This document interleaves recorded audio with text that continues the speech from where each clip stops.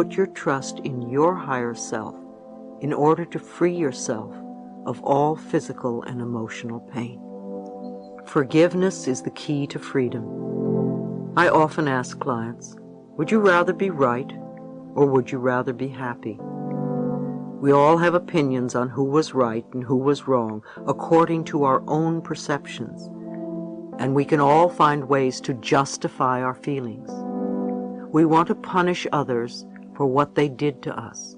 However, we are the ones running the story over and over in our own minds. It is foolish for us to punish ourselves in the present because someone hurt us in the past.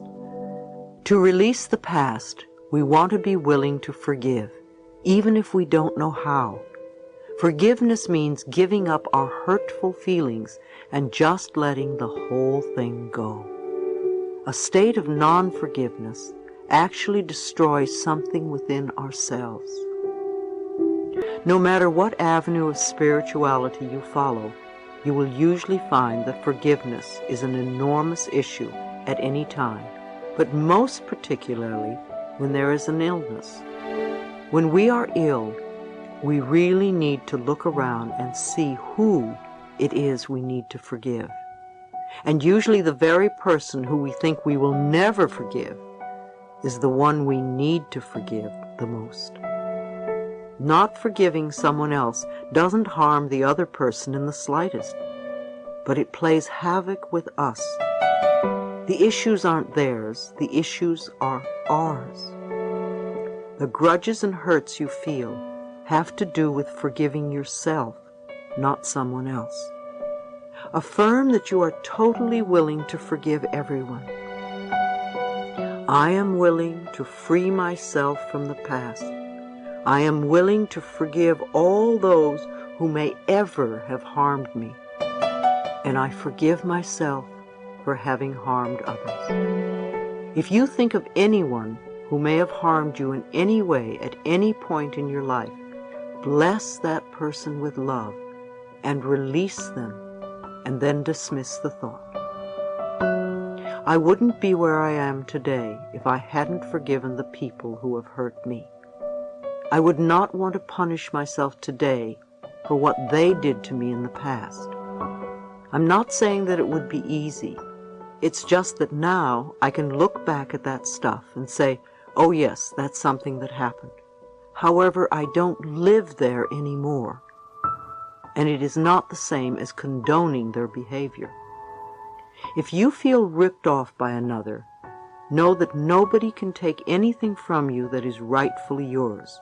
If it belongs to you, it will return to you at the right time. If something doesn't come back to you, it wasn't meant to. You need to accept that and go on with your life. To become free, you need to get out of your self-righteous resentment and off your pity pot. I love this expression, which originated with Alcoholics Anonymous, because it is such a wonderful, accurate description. When you are sitting on your pity pot, you are this helpless person who has no power at all. In order to have power, you want to stand on your own 2 feet and take responsibility. Take a moment and close your eyes, if you can, and imagine a beautiful stream of water in front of you. Take the old painful experience, the hurt, and the unforgiveness, and put the whole incident in the stream. See it begin to dissolve and drift downstream until it totally dissipates and disappears. You can do this as often as you want. This is a time for compassion and healing. Go within and connect with that part of yourself that knows how to heal. You are incredibly capable. Be willing to go to new levels to find capabilities of which you were not aware. Not just to cure dis-ease, but to truly heal yourself on all possible levels. To make yourself whole in the deepest sense of the word. to accept every part of yourself and every experience you have ever had, and to know that it is all part of the tapestry of your life this time around. I love Emmanuel's book. There is a passage in it which has a good message. The question to Emmanuel is, how do we experience painful circumstances without becoming embittered by them? And Emmanuel's reply is, by seeing them as lessons and not as retribution. Trust life, my friends. However far afield life seems to take you, this trip is necessary. You have come to traverse a wide terrain of experience in order to verify where truth lies and where your distortion is in that terrain. You will then be able to return to your home center, your soul self, refreshed and wiser. If only we could understand that all of our so-called problems are just opportunities for us to grow and to change, and that most of them come from the vibrations that we have been giving off. All we really need to do is change the way we think, be willing to dissolve the resentment, and be willing to forgive. Part 3. Loving yourself. Can you remember the last time you were in love? Your heart went, ah! It was such a wonderful feeling. It's the same thing with loving yourself, except that you will never leave. Once you have your love for yourself, it's with you for the rest of your life. So you want to make it the best relationship you can have. Chapter 8. How to Love Yourself. When you forgive and let go, not only does a huge weight drop off your shoulders, but the doorway to your own self-love opens.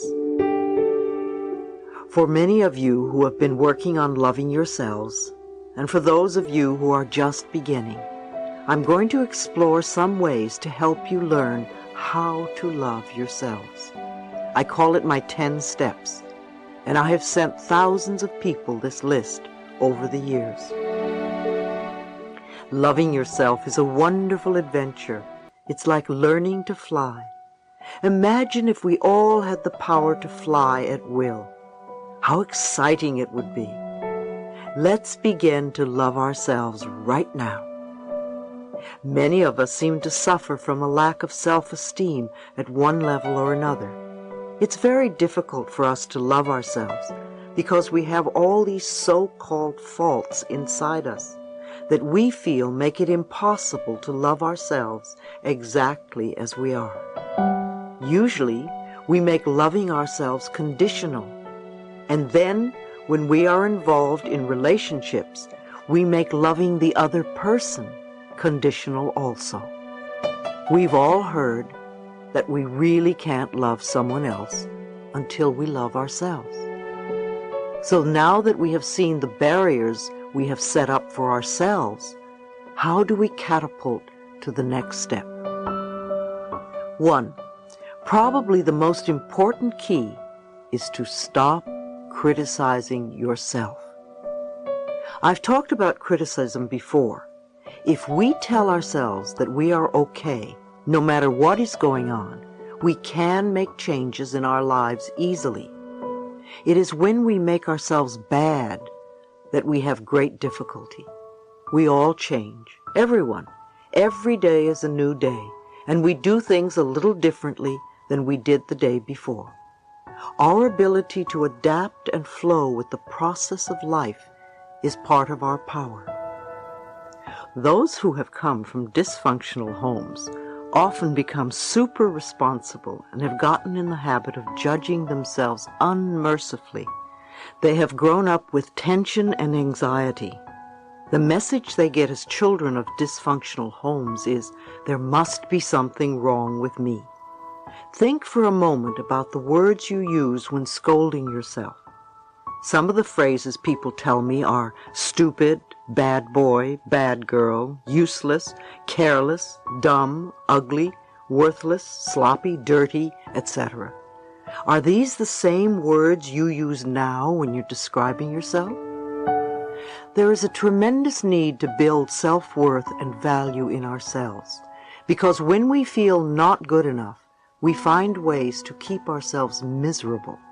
We create illness or pain in our bodies. We procrastinate about things that would benefit us. We mistreat our bodies with food, alcohol, and drugs. We are all insecure in some ways because we are human. Let us learn not to pretend that we are perfect. Having to be perfect only puts immense pressure on ourselves, and it prevents us from looking at areas of our lives that need healing. Instead, we could discover our creative distinctions, our individualities, and appreciate ourselves for the qualities that set us apart from others. Each one of us has a unique role to play on this earth, and when we are critical of ourselves, we obscure it. 2. We want to stop scaring ourselves. Many of us terrorize ourselves with frightful thoughts and make situations worse than they are. We take a small problem and make it into a big monster. It's a terrible way to live, always expecting the worst out of life. How many of you go to bed at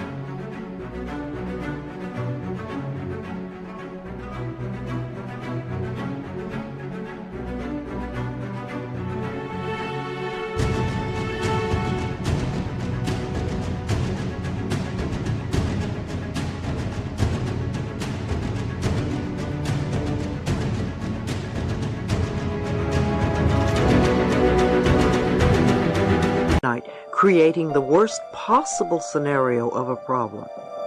That's like a little child who imagines monsters under the bed and then gets terrified. It's no wonder you can't sleep. As a child, you needed your parent to come and soothe you.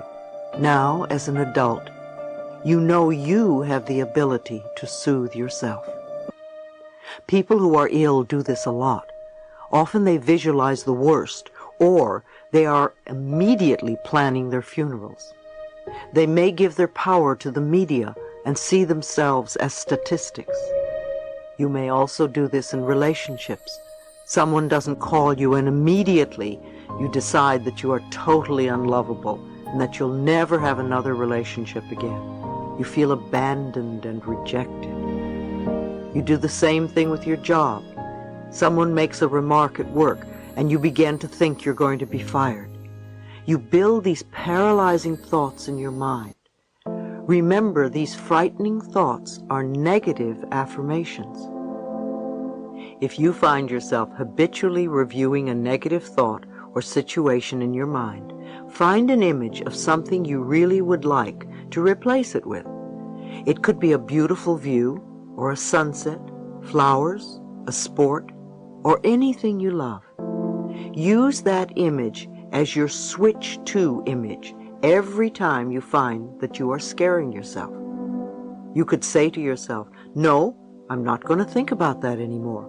I'm going to think about sunsets, or roses, or Paris, or yachts, or waterfalls, or whatever your image is." If you keep doing this, you will eventually break the habit. Again, it takes practice. 3. Another way is to be gentle and kind and patient with yourself. I've heard, "Dear God, I pray for patience and I want it right now." But patience is a very powerful tool. Most of us suffer from the expectation of immediate gratification. We must have it now. We don't have the patience to wait for anything. We get irritable if we have to wait in lines or are stuck in traffic. We want all the answers and all the goodies right now. Too often, we make other people's lives miserable by our own impatience. But impatience is a resistance to learning. Impatience is resistance to learning. We want the answers without learning the lesson or doing the steps that are necessary for our growth.